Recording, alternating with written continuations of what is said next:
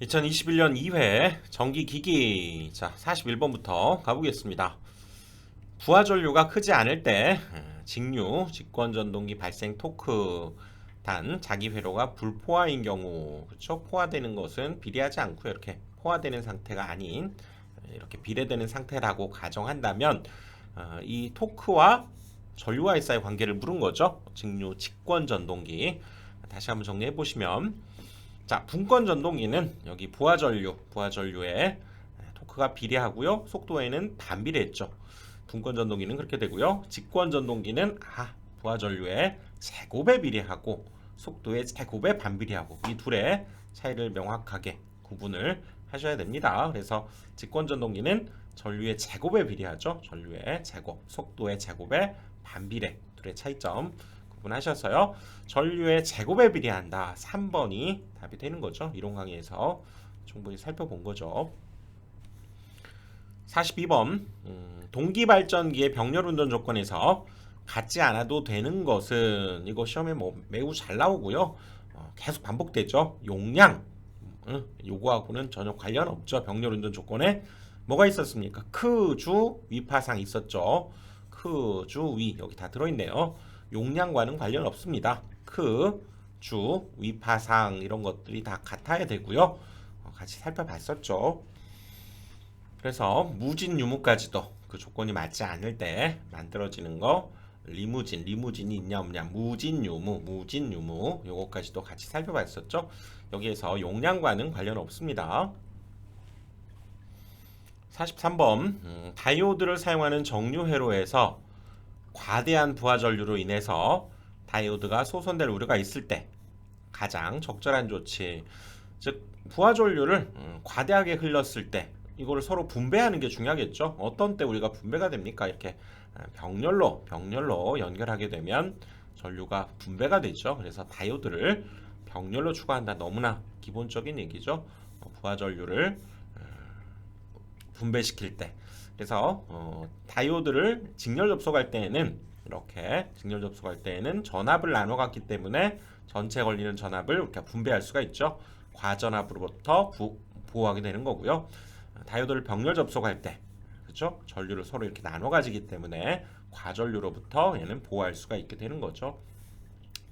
또 참고로 정전압 다이오드, 제너 다이오드도 같이 기억을 해봅시다.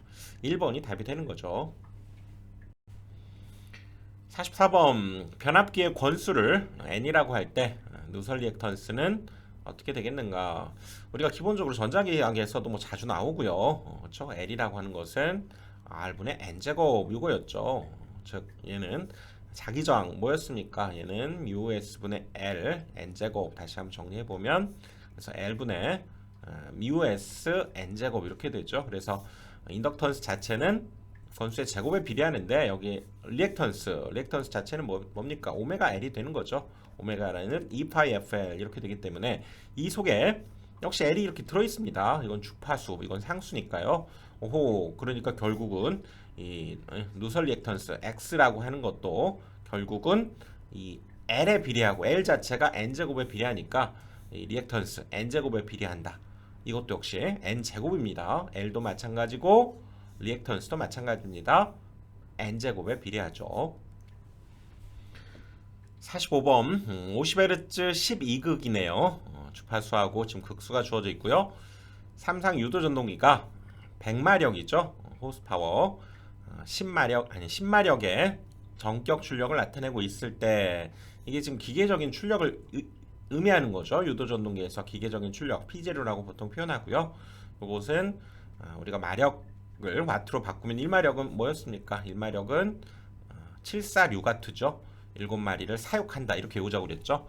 1마력은 746와트, 그래서 746을 곱한 것이 되겠고요.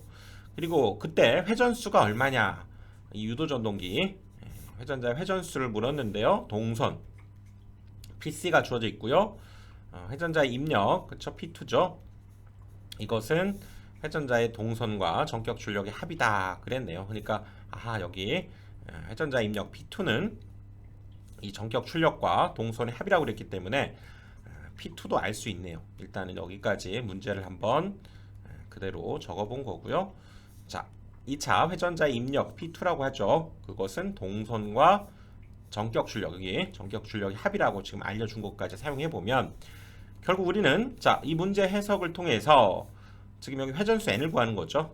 자, n은 일단 뭡니까? n은 우리 동기 속도에다가 1-sns 이렇게 되는 거죠. 이것은 그렇죠? 동기 속도에다가 그 손실비를 뺀 요만큼의 곱이 그때의 회전수가 되기 때문에 이때 동기 속도 ns는 구할 수 있네요. ns는 가만히 보시면 여기 f와 p가 있으니까 공식 뭐였습니까? p분의 120f 이거에 의해서 구할 수 있죠. p는 12극이었고요. 그 다음에 120 곱하기 50을 해주니까 이거 약분하면서 여기 10이 남죠. 10.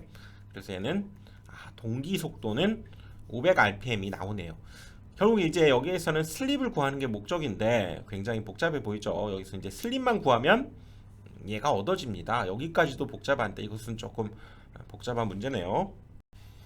여기에서 이제 슬립은 결국은 이걸 이용해야 되겠네요. 동선과 우리 2차 입력이 이렇게 주어져 있으니까 동선과 입력 사이의 관계. 동선은 결국 뭡니까? 입력에다가 그 슬립 자체가 바로 손실비다 이렇게 얘기할 수 있죠. 입력에 손실비가 곱해진 것이 동선이다 이런 관계로 이용해 보면 결국 슬립 S는 그럼 P2분의 P 뭐 2C라고 해도 되고요. PC라고 해도 되죠. 이렇게 돼 있으니까 이거 우리 알고 있죠. 지금 여기 P2는 지금 7460에서 350을 더하니까요. 460에 암산해 볼까요? 350, 800, 7810이 되네요. 그래서 여기에다가 7810을 집어넣고 그다음 여기 동선 350을 집어넣어서 즉 여기에서는 이 슬립 S를 구하는 게 좀 어려운 문제네요. 이 과정이 생각하기가 그쵸 공식이. 그래서 이걸 계산해 보니까 0.0448 뭐 이 정도가 나오네요. 그래서 여기에다가 이제 집어넣으면 최종적으로 자 1-s 0.045라고 합시다. 그쵸? 요거에 NS가 여기 500이었죠. 500 이걸 계산해 준 것이 최종 답이 되겠네요.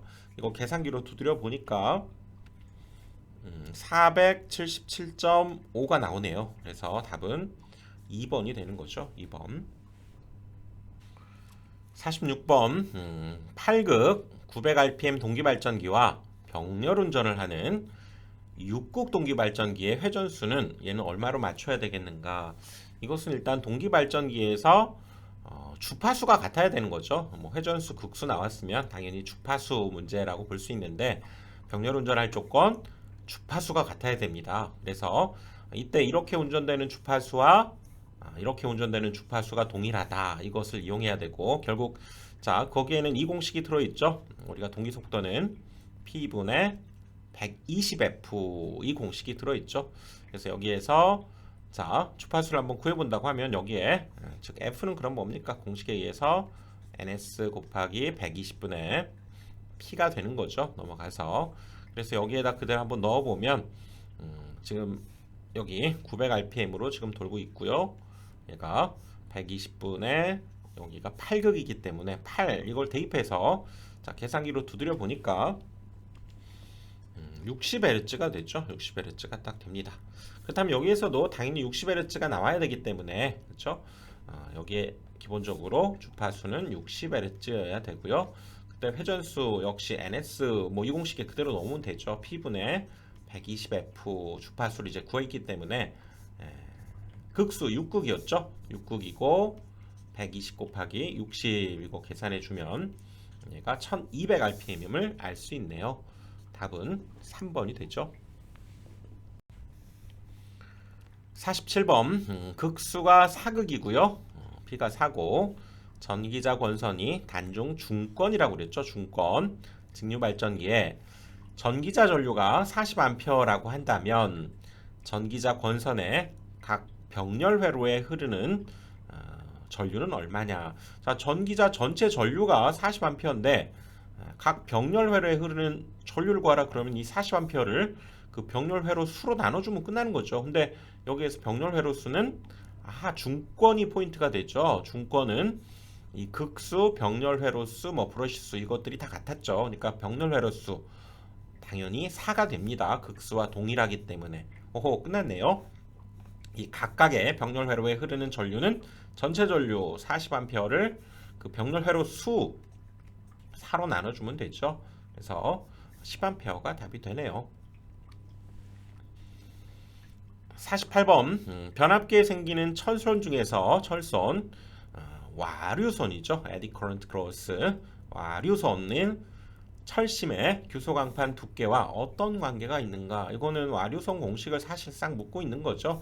우리 변압기에서 손실은 고정선, 가변선, 그래서 무부하선에는 철선이 있고요. 부하선에는 동선이 있다 그랬죠. 철선엔 다시 히스테리실선과 와류선이 있는데 여기 상수의 두께, 주파수, 자속 밀도의 제곱에 비례하죠. 그러니까 두께의 제곱, 주파수 이것들의 제곱에 비례하는 요 공식 기억을 해둬야죠. 그래서 두께의 2승에 비례한다. 2번이 답이 되는 거죠.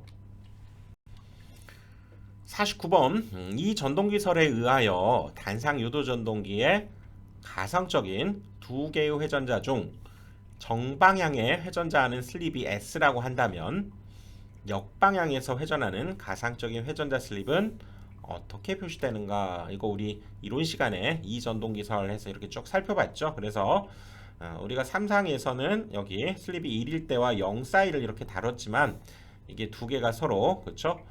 교본 자개가 만들어지는 거에 대해서 자세하게 설명했지만 결국 이 부분이 하나가 더 확대된다 그 얘기죠. 그래서 정상적으로 만약에 여기에서 S라고 하는 슬립이 만들어진다고 하면 지금 여기 슬립이 1이고 0이고 여기가 2가 됩니다.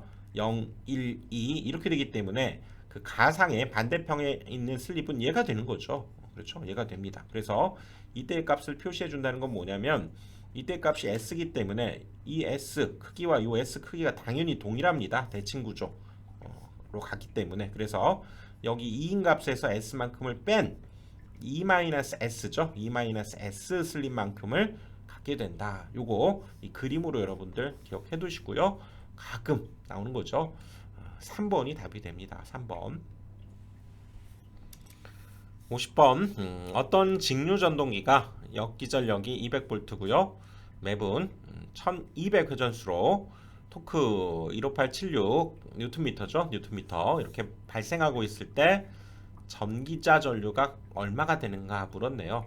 일단 여기 뉴턴미터일 때 우리 토크 내는 공식 요거 9.5의 n분의 p고요. 그 다음에 킬로그램 미터일 때는 0.975 킬로그램일 때가 0.975고요. 여기서는 0.95 n분의 p가 되는 거죠. 여기에서는 회전수가 되고요. 여기에서는 그 출력을 의미하기 때문에 다시 한번 적어보면 9.5에 여기가 n분의 p가 되는 거죠. 이것이 지금 토크가 되는데 여기에서 전기자 전류를 구하라고 그랬는데요. 여기 가만히 보시면 이쪽 그렇죠? 이 출력 자체가 우리가 파워 힘이기 때문에 여기에 기전력에다가 전기자 전류 곱한 것이 P다 이렇게 얘기할 수 있죠. 자, 그래서 여기에선 지금 IA 요거를 이제 구하라는 얘기니까요. 나머지 이것들을 샥 넘겨버리면 결국 IA는 이 토크에다가 역수로 곱해주면 되죠. 9.5 분모로 내려가고요. 거기에 기전력 2가 내려가고요. N이 이렇게 올라오게 되니까 여기에 그대로 한번 넣어주게 되면 여기에서는 지금 토크가 158.76이죠. 그리고 여기 N 회전수 1200 RPM이고요. 그 다음에 9.5에 그때 역기전력 2가 주어졌죠. 200V 이거 계산해 주면 되겠네요. 자, 계산기로 두드려 보니까 99.744 이 정도 값이 나오네요. 그러니까 이것은 100이라고 해줘야 되겠죠. 답은 3번이 됩니다.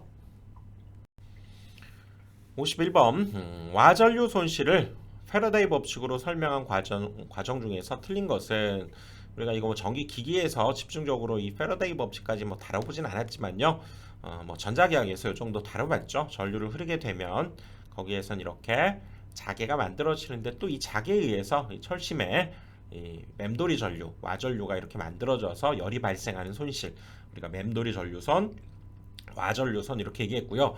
그것을 감소시키는 방법이 이렇게 성층을 한다 그랬었죠. 성층 잘게 치즈 자르듯이 이렇게 잘라가지고 놓으면 그만큼 이 와류가 맴돌이 전류가 적게 발생하면서 줄어든다 그 얘기였죠. 뭐 이 정도를 가지고 우리가 한번 생각을 해보면 와전류가 철심에 흘러서 발열이 발생하는 거 맞죠? 유도 기전력 발생으로 철심에 와전류가 흐르게 되고요. 그렇죠?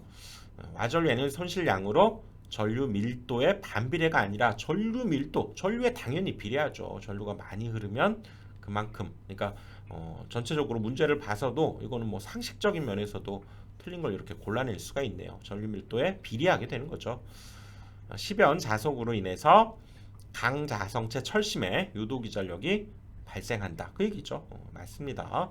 그래서 3번이 옳지 않은 거죠. 52번 동기발전기에서 동기 속도와 극수와의 관계를 그래프로 이렇게 표시한 걸 물었네요.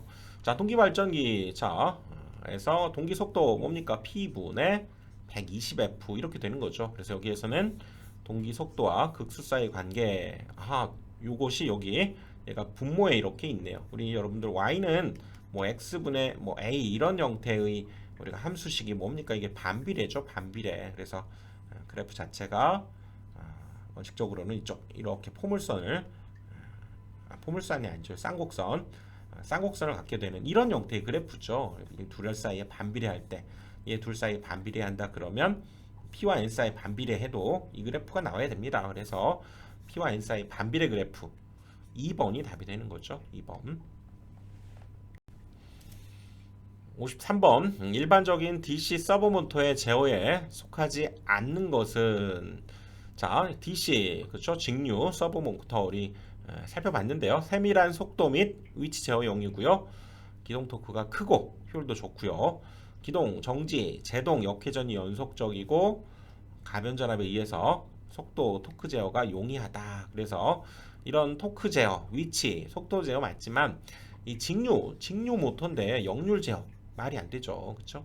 딱 봐도 요것들을 설령 몰랐더라도 우리가 골라낼 수가 있죠. DC, 역률 관련 없습니다. 1번이 답이 되는 거죠. 1번.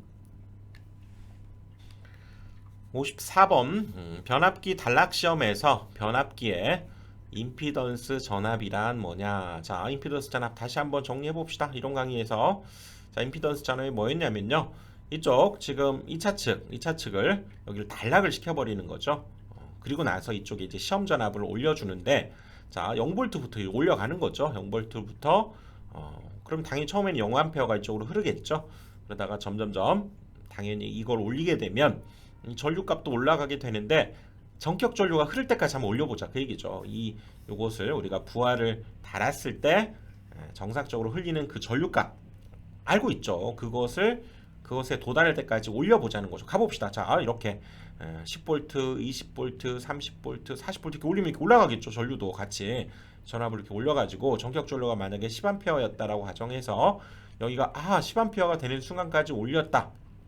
이때 이 전압이 바로 임피던스 전압이다 이렇게 얘기한다고 그랬죠. 그리고 이 전압이 바로 뭐냐면 변압기 내에서 권선 전체 임피던스로 인한 전압 강화를 뜻한다는 얘기죠. 변압기 속에서의 전압 강화를 뜻하게 되고 그것이 임피던스 전압이다 그 얘기죠. 자, 아시겠죠? 자, 문제를 한번 가보면 그래서 여기 3번 있죠. 1차 전류가 전격 전류에 도달했을 때 당연히 단락 시험이니까 단락을 시킨 뒤에 전격 전류에 도달했을 때의 변압기 내의 전압 강화를 뜻하는 것이다. 3번이 답이 되는 거죠. 그리고 참고로 한번 더 알아보면 임피던스 와트는 이렇게 지금 전격 전류가 흐를 때까지 지금 전압을 올린 상태에서 거기에서 발생하는 우리 변압기 내부에서 이 저항에 의해서 발생되는 손실을 즉 동선 있죠. 이것을 특별히 임피던스 와트다 이렇게 얘기하고 즉 변압기에 정상적으로 우리가 부하를 전체를 걸었을 때의 동선을 이렇게 해서도 구할 수 있다 그 얘기죠. 그래서 답은 3번이 되는 거죠. 55번 변압기 주요 시험 항목 중에서 전압 변동률 계산에 필요한 수치를 얻기 위한 필수적인 시험. 일단 전압 변동률이 뭡니까? 애정 변동률. 그래서 정 들었을 때와 정 떨어졌을 때, 무정할 때, 뭐 이렇게 여러분 생각하자 그랬죠. 그래서 전격 전압도 알아야 되고요, 무부하 전압도 알아야 되고, 전격 전압 이런 것들을 알아야 된다 그 얘기죠. 그래서 우리가 54번에서 공부했던 것처럼 임피던스 전압 단락 시험을 가지고 지금 구해서 전압 강화를 구한 거죠. 지금 54번에 살펴봤죠. 임피던스 단락 시험을 통해서 이런 임피던스 전압, 방금 임피던스 와트, 손실 이런 것들을 구할 수 있는데 이 전압 강화 이런 것들을 구해야 바로 전압 변동률을 구할 수 있는 거죠. 그러니까 여기에서는 단락 시험이 맞게 되는 거죠. 단락 시험. 56번 단상 정류자 전동기 일종인 단상 반발 전동기에 해당되는 것은 뭡니까? 반발 전동기 그러면 그렇죠? 아트킨선, 톰슨, 대리 반발. 그래서 우리 회사에 아톰 별명을 가진 대리가 있습니다. 아톰 대리. 예. 여기 이 친구가 상당히 반발이 좀 심합니다. 아톰 대리가 반발을 많이 해요. 그래서 근데 의리는 있어. 일도 잘해. 근데 반발을 많이 해. 반발 전동기는 아톰 대리, 아트킨선, 톰슨, 대리형 이렇게 기억을 합시다. 그래서 이거 뭐 그렇게 기억을 해두셔야 되고요. 참고로 실학에 뭐였습니까? 실학의 3분 요리, 예? 삼상 분권 전동기였죠. 실학의 전동기. 단상 반발은 아톰 대리고요. 아트킨선형 아톰 대리. 삼상 분권 정류자 전동기가 실학의 전동기죠. 3분 요리 생각해. 3분 요리가 실하게 생겼다. 그렇게 외우기로 했죠. 여기에서는 3번입니다. 57번 삼상 농형 유도 전동기의 전전압 기동 토크는 전부하 토크의 1.8배다. 이 전동기에 기동 보상기를 사용해서 기동 전압을 전전압의 3분의 2로 낮추어서 기동하게 되면 기동 토크는 전부하 토크 T와 어떤 관계가 있는가 그랬는데요. 자, 일단은 지금 여기에서는 토크와 지금 전압 사이의 관계를 지금 먼저 알아봐야 되죠. 3분의 2로 낮췄는데 도대체 기동 토크가 어떻게 달라지느냐를 일단 물은 거라고요. 그래서 전압과 토크 사이의 관계를 한번 생각해 보면 유도 전동기에서는 이 전압과 토크 사이에는 제곱에 얘가 비례하게 됩니다. 슬립은 제곱에 반비례하고요. 유도 전동기가 요거였죠. 전압의 제곱에 비례하고 참고로 또 비교해 보면서 동기 전동기에서는 토크가 얘는 전압에 비례합니다. 요거 같이 꼭 구분해야 된다고 했고요. 유도 전동기는 전압의 제곱에 비례하죠. 자, 일단 그거 자, 유도 전동기에서 토크는 일단 전압의 제곱에 비례한다는 정보 요걸 하나 가지고 있고요. 자, 이제 진행을 해 봅니다. 자, 뭔가 복잡해 보이네요. 자, 전전압 기동 토크는 전부하 토크의 1.8배다. 즉 처음에 우리가 토크를 딱 걸 때에는 그렇죠? 우리가 부하를 돌릴 때 1.8배가 된다. 우리 전부하 토크를 뭐 T라고 한번 잡아 보면요. 전전압 기동 토크는 그렇다면 1.8T다. 그런 얘기죠. 그럴 때 새로운 전압이 지금 뭐라고 그랬냐면요. 전전압을 3.2로 낮추어서 기동한다 그랬죠. 그럴 때의 기동 토크가 어떻게 되는가를 물었는데요. 이때의 기동 토크를 뭐 우리가 T2다, 타우2다 이렇게 얘기하면 타우2는 그렇다면 전압 3분의 2로 낮춘 요 녀석의 제곱에 비례하니까 요거의 제곱을 곱해주면 되고요. 원래 기동 토크를 우리가 1.8T로 지금 잡기로 했죠. 이렇게 된다 그 얘기죠. 그래서 여기는 1.8T 곱하기 여기가 9분의 4가 되죠. 9분의 4 이거 계산기로 두드려 보면 안 해봐도 되겠네요. 그렇다면 이것은 얘가 0.2가 되니까 0.8T가 되죠. 0.8T 계산해 보면 그렇죠. 그래서 답은 2번이 됩니다. 58번 부스트 컨버터의 입력 전압이 40으로 일정하고 스위칭 주기 또 듀티비 이런 것들이 주어져 있네요. 근데 부하장이 15ohm일 때 출력 전압은 얼마인가? 단 인덕터는 일정한 전류가 흐르고 커패시터 출력 전압의 리플 성분은 무시한다 그랬는데요. 이거 상당히 디테일하게 나온 문제죠. 사실상 거의 틀리라고 나온 문제 같은데요, 여러분들. 자, 요거 여러분들 기억하면서 공식 하나 외우고 갑시다. 문제를 통해서 지금 여기에서 사실 듀티비를 이용해서 이 출력 전압을 구해야 되는데요. 우리 이렇게 정류를 할 때 그렇죠? 늘 이렇게 되는 것이 아니라 된 부분, 안 된 부분, 또 된 부분, 이렇게 안 된 부분이 계속 이런 식으로 반복이 될 때, 그렇죠? 이런 어떤 주기가 반복이 되겠죠.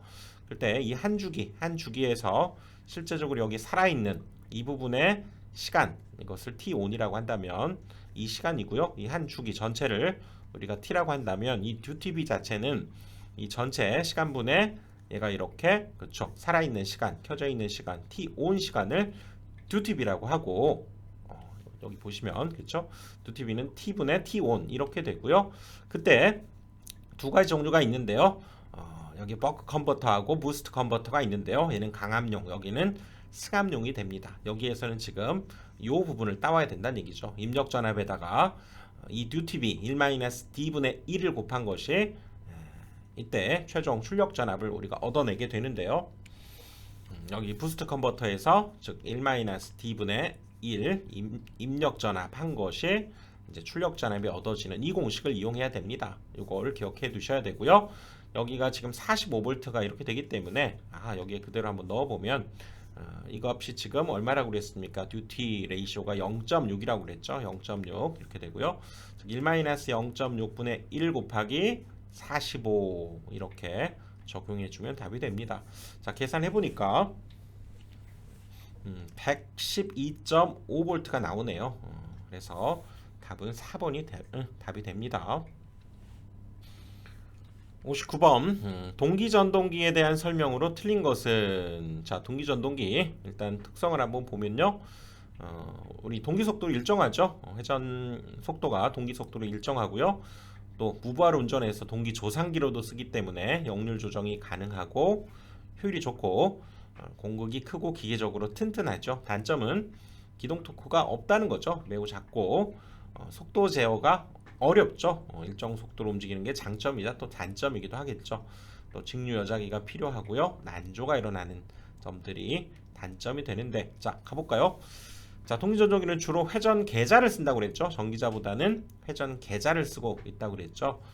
무효 전력을 역시 공급할 수 있는 것이 동기조상기로 우리가 사용할 수 있는 특징이었죠. 동기전동기는 제동건선을 이용한 기동법을 일반적으로 많이 쓰게 됐죠. 우리가 유도전동기를 이용해서도 뭐 기동시키기도 하지만 제동건선을 역시 쓰기도 하죠. 가장 많이 쓰는 방법이죠. 그렇다면 4번인가요? 삼상 동기전동기의 회전 방향을 바꾸려면 계자권선의 전류 방향을 반대로 하는 것이 아니죠. 뭡니까? 전원. 우리가 삼상일 때 이 삼상 중에서 전원 두 상의 어떤 위치를 바꿔주는 거죠. 두 상의 그 위치를 바꿔주면 회전 방향이 반대로 바뀌게 되는 거죠. 그래서 삼상 중에서 두 상의 전원의 접속을 바꿔주게 되면 되죠. 계자 권선의 전류 방향을 바꾸는 것은 아닙니다. 이거 아니고요. 4번이 틀린 거죠. 60번 10kW 삼상의 380V 유도 전동기의 전부하 전류는 약 몇 암페어인가? 효율과 역률이 이렇게 주어졌네요. 여기에서는 지금 효율 이런 것들을 좀 따져야 될 텐데 효율 이용해 봅시다. 효율은 일단 입력되는 전력, 출력되는 전력 이 비율이 우리가 효율이다 이렇게 얘기할 수 있죠. 그래서 입력되는 여기 전력을 우리가 한번 구해보면 3상이니까 뭡니까? 루트 3 VI 코사인 세타 이렇게 되겠죠. 그리고 여기에서 출력은 저기 10kW라고 했기 때문에 10 곱하기 10의 세제곱 이렇게 해주면 되는데요. 이것으로부터 얘 둘이 자리 바꿔주면 되겠네. 여기 전부하 전류 I와 여기 에타 요 둘의 관계를 바꿔주면 되죠. 그래서 I는 그러면 루트 3 V 코사인 세타에 여기 에타가 이쪽으로 내려오게 되고요. 분자에는 그대로 10 곱하기 10의 세제곱이 올라가면 되겠죠. 그래서 여기에서도 일단 뭐 100을 그대로 적용해 준다면 여기도 100 이렇게 되니까요. 이대로 한번 대입을 해보면 자 루트 3에 지금 V가 성간전압이 380이죠. 380이 되고요. 코사인 세타 0.85가 되는 거죠. 0.85가 되고요. 이때의 효율 요거는 우리가 지금 퍼센트로 여기 했기 때문에 이때의 효율은 그대로 여기는 85를 써줘야죠. 그리고 여기가 10 곱하기 10의 세제곱에 여기 100까지 이거 계산기로 두드려 보면 되겠네요. 계산기로 두드려 보니까 21.028 이런 값이 나오네요. 그래서 2번이 답이 되는 거죠. 2번. 자 이렇게 해서 60번까지 살펴봤고요. 다음 강의에서 또 뵙겠습니다.